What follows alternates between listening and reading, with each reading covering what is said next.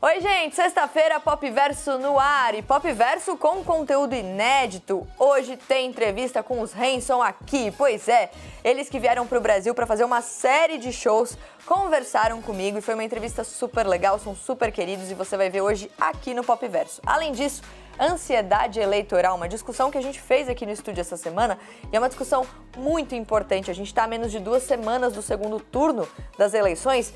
E por que a gente está tão ansioso? E também você vai conhecer um brasileiro de 17 anos que ganhou um dos prêmios mais importantes de violino no mundo inteiro. É o Brasil sendo representado lá fora. Isso e muito mais. Roda a vinheta, vamos começar.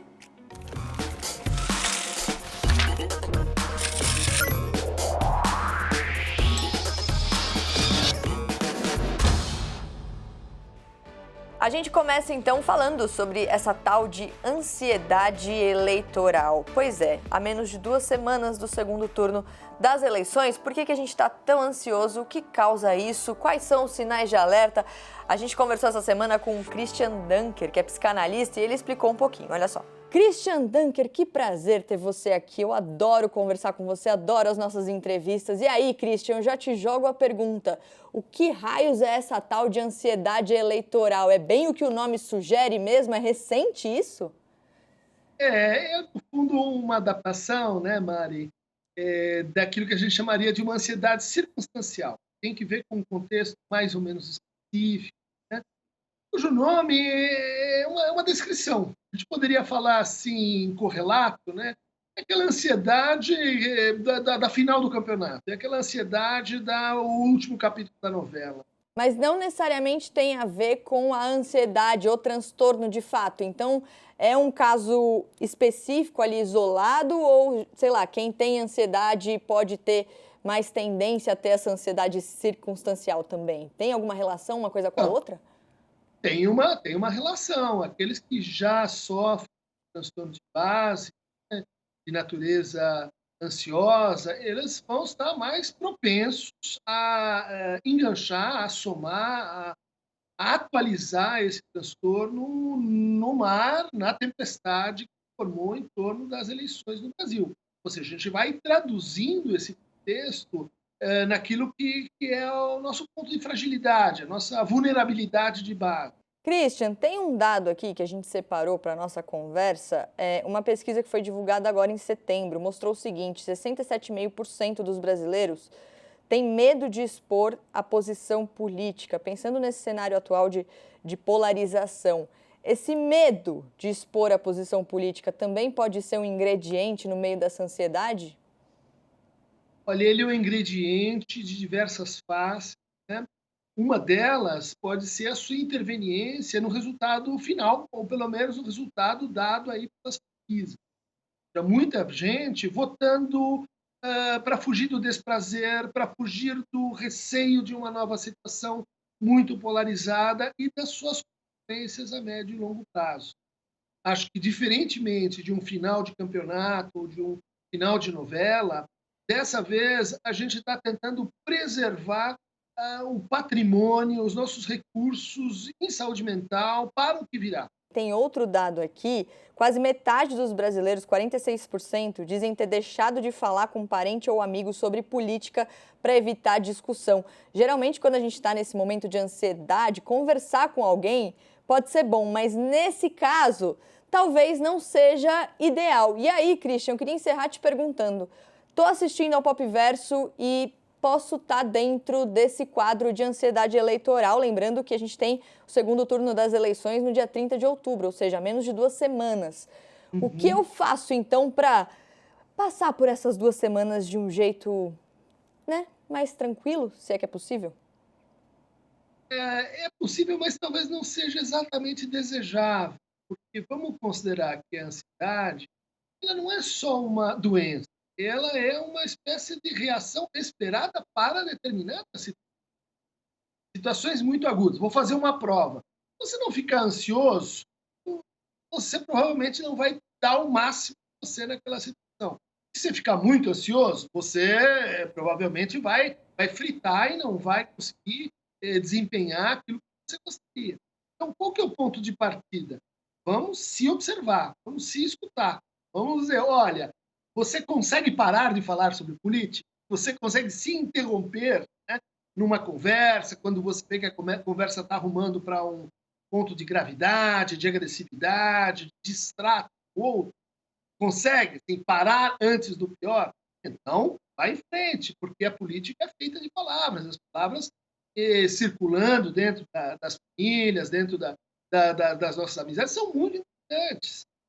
O que acontece são essas situações em que, de repente, o candidato X ou o candidato Y, ele nos faz, vamos dizer assim, sermos possuídos por uma convicção, por um desejo, vamos dizer assim, hiperintenso, e acaba prejudicando todo mundo, acaba saindo todo mundo machucado. Christian, obrigada mesmo por essa conversa aqui. Lembrando que é isso, né? A gente está a menos de 2 semanas do segundo turno das eleições. A gente aqui na CNN continua de olho na cobertura. Tudo sobre eleições você confere aqui com a gente. Christian, volte sempre, viu? Foi um prazer gigante conversar com você. Chegou a hora, hein? Chegou a hora. Muita gente me mandou mensagem perguntando quando ia rolar a entrevista com os Renzo. Então esse é o nosso momento, minha gente. Eles que vieram para o Brasil para fazer uma série de shows. Eles que não vinham ao Brasil há uns 5 anos. E eles estavam morrendo de saudades. Eles que me disseram isso. Vamos ver a entrevista completa com esses caras que foram queridíssimos. Olha só.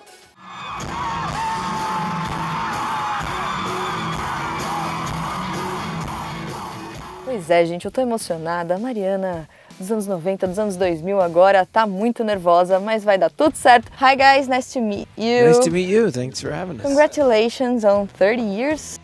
Yeah, it's a long time. Thank you. It's a long time, and we are very happy to have Brazil among the places to celebrate that. Yes, we feel very, very lucky that we've been able to somehow or another have the opportunity to have fans all around the world, and especially in places like Brazil where the fans have been very engaged, very loyal for a really long time. So we love being here. We have this shared connection with people who have shared in the stories, right? These songs that we've been singing, but together we've been making these memories and going through so many stages of life. I mean, since we were young kids to now adults, and many fans these days even bringing their own kids to shows.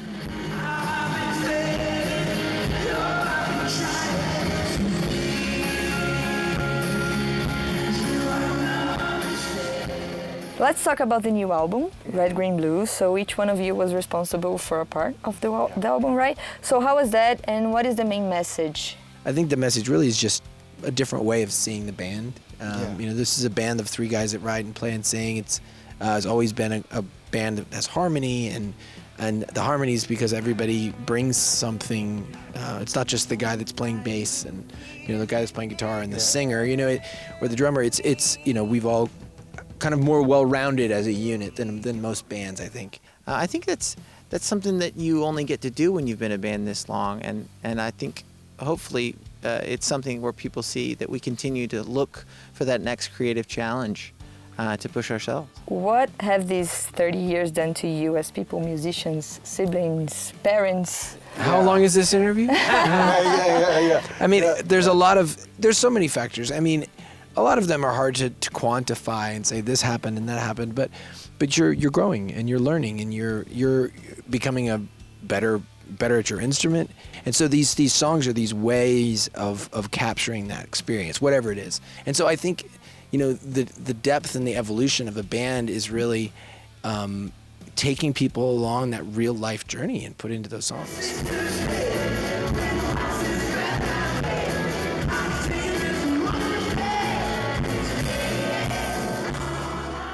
I have a curiosity. I work with my husband, and it's very difficult sometimes. Oh, yeah? So how do you separate work from being brothers? Oh man. It's hard. I mean, I will say I think it would be harder to be in a band with my wife than it would be with my Okay, brothers. so we can talk about that later. Yeah, but but it's hard. And just because just some of those dynamics are a little different. It's kind of like sports teams, right? You need a goalie, you need a striker, you need a center fielder, people need to play different roles, and if the problems come when people are forced to play the wrong roles, right? And that's really in a lot of respects, what red, green, blue is about. Letting fans see the different colors, the different sides, and the different creative processes that we each have.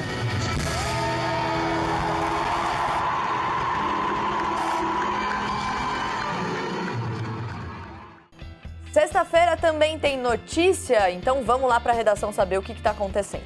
Adivinha, doutor, quem tá de volta na praça? Tá tudo muito louco, eu que tô muito louco.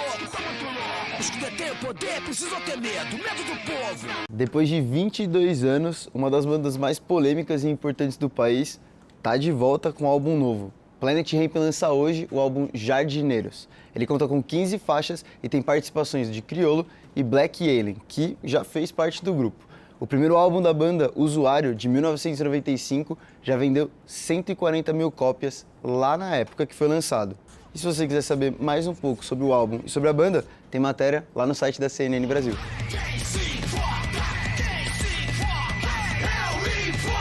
Economia no Pop Verso. A gente recebeu o Fernando Nakagawa essa semana aqui no estúdio para falar sobre a crise econômica na Argentina e uma série de dólares diferentes que os argentinos criaram para tentar controlar essa crise.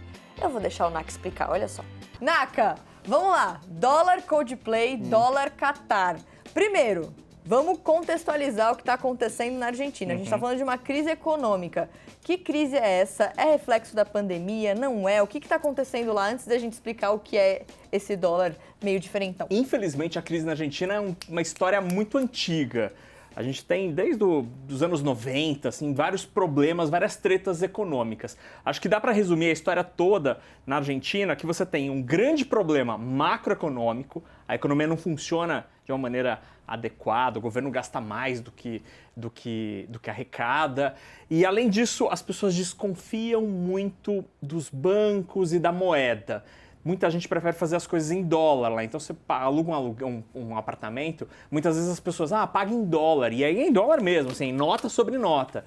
Juntando tudo isso, o país tem uma inflação gigantesca. Esse ano deve ficar perto de 100%, ou seja, uma coisa que custava, sei lá, um celular que custava 1.000, passou a custar 2.000 em um ano depois. Uau! Então, este é um grande problema hoje na Argentina. E essa história do dólar Coldplay, dólar Qatar, é mais uma tentativa de amenizar os problemas econômicos. Da outra vez que o Naka passou aqui no Pop Verso, foi o dia que a gente anunciou a mudança das datas do show do Coldplay, né? E aí a gente, de novo, tinha Coldplay na nossa conversa. E aí eu perguntei pro Naka, você gosta de Coldplay? Ele falou, vamos dizer que tem outras bandas que eu prefiro mais, assim, né? Ele, enfim, ele saiu muito aqui, ó. Fui British, Nossa, assim, fui britânico. Total. E aí a minha pergunta é, por que dólar Coldplay? Então, essa é uma história engraçada, porque o povo que organiza shows lá na Argentina, tava reclamando muito, porque tava rolando o seguinte, eles pagavam, vamos supor, Coldplay foi pra Argentina, ou ia pra Argentina, ia cobrar um cachê de... Quanto seria o cachê do Coldplay? Não faço a menor ideia. Vamos supor, os caras cobraram 2 milhões de dólares. Aí beleza, a empresa que ia lá pagar o Coldplay fazia a transferência lá, o Pix, só que em dólar, né, em moeda estrangeira. E o negócio demorava até 6 meses. 6 meses pra cair na conta dos caras. Gente, o job é 90 dias? Não, mais? Não, 180.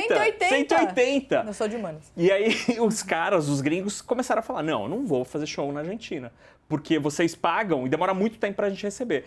Então eles criaram esse novo dólar que foi apelidado de Coldplay, porque os argentinos são muito bem-humorados, mas para pagar coisas culturais, coisas de arte. Então, despesas em moeda estrangeira relacionadas ao mundo da cultura tem uma cotação um pouco maior, então o dólar oficial hoje na Argentina é 150 pesos, 152 para ser mais preciso.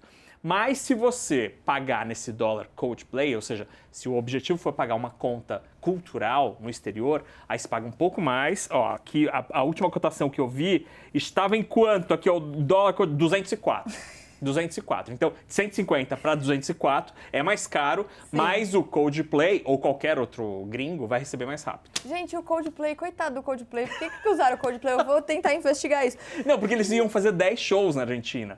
Então tem uma dor, né? Ia ser a maior conta de gringo nos próximos meses. Tem uma questão ali. Dólar Qatar.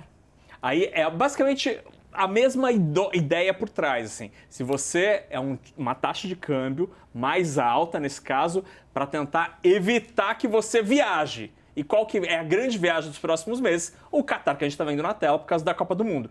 Então, neste caso, é um dólar bem mais caro, tipo 300 pesos por dólar, o dobro da cotação oficial, para evitar que as pessoas gastem dinheiro no exterior. Porque assim, a gente tem que partir de um pressuposto, isso eu não falei, e é importante lembrar. A Argentina tem pouquíssimos dólares nas reservas internacionais. O país da Argentina tem poucos dólares. Então, eles precisam, de todas as maneiras, evitar que essa grana saia do país. Então, no caso dos shows, beleza, o show vai rolar, então eles cobram um pouquinho mais caro, ganham um pouco mais, o Banco Central, que é quem tem os dólares hoje. Mas no caso das viagens internacionais, eles botaram lá em cima o preço do dólar para tentar fazer com que os argentinos não viajem para o Catar, ou para Nova York, ou para o Rio de Janeiro, ou qualquer lugar. Porque quando você viaja para a gringa, você gasta os dólares do país. Esses dólares precisam ser usados e transferidos para pagar essa conta. Então, no caso do dólar Qatar, é um dólar bem mais caro para tentar fazer com que os argentinos viajem menos. Aí pode ter uma coisa boa que eles vão torcer menos pela Argentina. Isso. Mas aumentam as chances do Brasil. A Argentina Brasil. não tem a torcida, entendeu? É isso. Naka, além do dólar Qatar, dólar Coldplay, tem dólar Netflix, dólar Blue, dólar soja, tem dólar para tudo, então? Tem mais de 14, 15, 16 cotações de dólares diferentes, que a cotação vai variando conforme a situação. Então, às vezes, os caras criam um dólar melhor para trazer o dólar. Então, quem vende soja tem um dólar melhor para trazer os dólares para o país, porque eles exportam os dólares. Mas para quem paga Netflix, Spotify, é um dólar mais caro, porque já que você está pagando uma conta na gringa e os dólares vão sair da Argentina, que você pague mais para tentar desincentivar isso. A grande treta dessa história é essa. A Argentina, como país, tem poucos dólares nas reservas internacionais. É um montão de dólar que fica no Banco Central. O Brasil tem 350 bilhões de dólares. A Argentina tem tipo 30. É muito dinheiro para a gente, mas para um país é pouco, no caso da Argentina. E quando tem pouco dólar ali, as pessoas ficam meio desconfiadas. Poxa, será que eles vão conseguir me pagar? Será que não? Então, por isso, eles tentam desincentivar a galera a usar esses dólares. E, além disso, a galera lá adora um dólar. Você vai em várias coisas na Argentina, tipo, você vai comprar uma moto, é em dólar, não é em pesos. E aí, duas perguntas. É uma estratégia super disruptiva ou é comum isso? E como isso impacta de alguma maneira o Brasil? Não é disruptivo porque não vai dar certo. Os economistas dizem que esse tipo de coisa, infelizmente, não dá certo. Sim. Eles estão tomando essas medidas meio que no desespero, para tentar evitar que os dólares saiam do país ou tentar atrair, de qualquer maneira, dólares de exportadores. Para resolver esse problema, de fato, você teria de ter uma grande mudança macroeconômica, acabar com a inflação, acabar com a desconfiança nos bancos, fazer uma mudança profunda, e isso, pelo menos no curto prazo, não parece estar rolando. Assim. E aí uma coisa importante, Mari, é que atualmente o governo argentino, de Alberto Fernandes, é um governo de centro-esquerda. Antes, o governo de Maurício Macri era de centro-direita. E tanto a esquerda como a direita, é bem verdade que a esquerda já está há mais tempo no governo na Argentina, mas tanto a esquerda como a direita não conseguiram resolver o problema da macroeconomia. E eles estão nessas crises assim, há 20, 30 anos, infelizmente. É uma crise contínua e isso é muito ruim. Para a gente aqui no Brasil, essa situação nos prejudica, porque se a Argentina estivesse bem, crescendo um montão, tipo, voando, eles iam comprar muito mais da gente, porque a Argentina é um grande parceiro comercial do Brasil. Eles compram muitas coisas do Brasil, especialmente coisas industrializadas, tipo máquinas, carros. Então, se uma Argentina forte é boa pro Brasil. E numa situação como essa, infelizmente, é ruim. A única coisa boa é que se você tem dinheiro para viajar para a Argentina, hoje a Argentina está muito barata por causa de tudo isso, né? Então você tem dólar, você vai para a Argentina, é um país barato hoje em dia. Caiu o papel dele, é sinal de que acabou a conversa. Não fala assim. Uma Argentina forte só não é boa pro Brasil na Copa do Mundo, né? Isso sim, aí a gente prefere que não. E eu vou falar uma coisa, eu não gosto de Coldplay. Mais conteúdo inédito. A gente conversou com o Guido Santana, que é um brasileiro de 17 anos, que ganhou um dos maiores prêmios de violino no mundo todo, um prêmio que acontece lá em Viena, na Áustria. Além do prêmio, ele também ganhou um contrato com uma gravadora que é referência em música clássica. Enfim, é o Brasil sendo representado lá fora. Ele conversou com a gente e falou um pouquinho sobre isso. Olha só.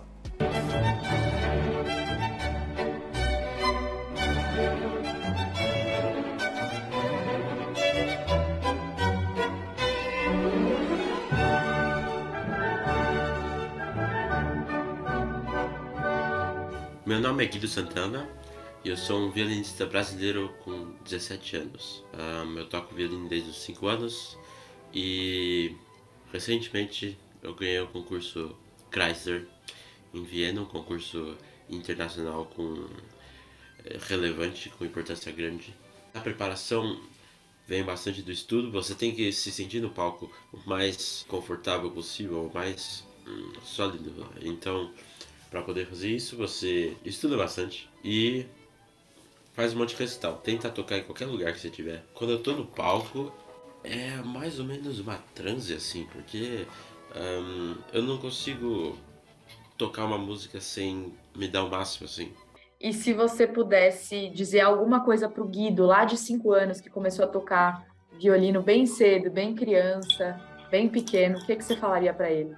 Eu não sei bem o que eu iria falar, mas seria ao longo da linha da paixão na música. A música não é um negócio de tocar só pra tocar, mas é uma forma de comunicação muito delicada, com uma estrutura super complexa. E não se pode tocar música sem saber o que você tem que falar. Ou seja, tocar por tocar.